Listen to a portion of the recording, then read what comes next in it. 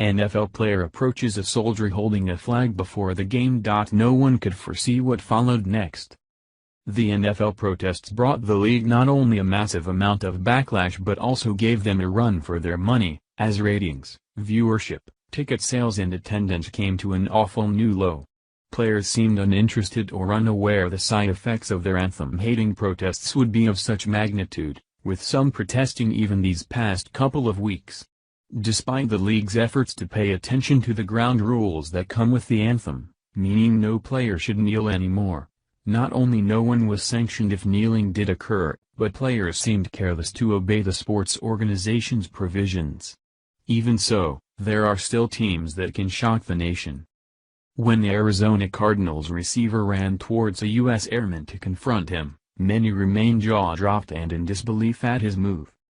Larry Fitzgerald, 33, is currently playing his 14th NFL season and had always been known for bringing instant results on the field, but the way he treated an airman present on the field prior to the game, painted a whole different picture of him. Unlike others, who don't give two dimes for either the national anthem or the national flag, Fitzgerald managed to stay decent.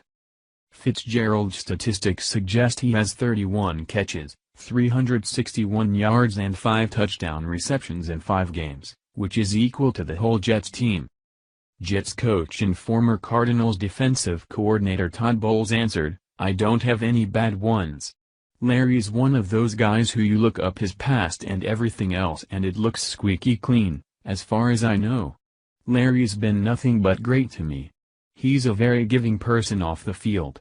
He's very respectful, a very competitive guy on the field, works at it, very intelligent. Him and Brandon, Marshall, are similar that way. But I don't have anything bad to say about Larry." It is difficult to say those same things of Marshall, who was the first to join Colin Kaepernick in the kneeling trend. His protests and his engagement with the team are still ongoing, which puts the team in a quite divisive position. However, Larry set himself apart from the pack in the team's last game. He helped an airman fix his hat as the flag was being spread.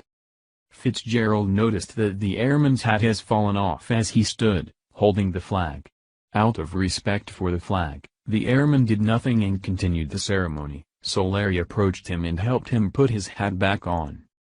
As plain as this gesture may seem, it speaks volumes about the kind of man Larry is. To him, not everything revolves around hating America's symbols and those who serve the country. This is the type of behavior the Dallas Cowboys set their players up for, instead of disgusting kneeling, which was clearly a no-go, according to the team's rule book. In my mind, everyone could learn a little something from Larry, who is an African American, but understands where a person's values should stand. Jason Garrett doesn't do this often. But Arizona receiver Larry Fitzgerald is so good, he made an exception, Sports Day reported.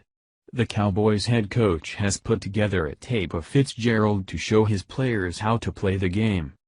"I see a great player," Garrett said. "I see a guy who plays the game the right way. He's one of those guys, and this doesn't happen very often, but we've used him as an example in front of our team of how to play. He's a special player. He's a special guy. Talk about an ambassador for the NFL. He represents everything that's good about this game, one of the premier players of his generation. He practices the right way. He plays the right way. He does it with the right spirit. He's a generous guy with his teammates, he's a generous guy with guys around the league. His role in the community has been incredible. It is comforting to see there are still a few good men out on the field, and especially to see that some of those few good men are blacks, which directly contradicts with the other players' protests. Although in the protesters' case, this was a method to demonstrate their rebellion against racism and police brutality, it now begins to look a whole lot like that liberal fabricated drama we were aware was happening. Kudos to you, Larry, you stood your ground. Thank you for watching this video. What do you think about this? Share this on Facebook and Twitter along with your comments.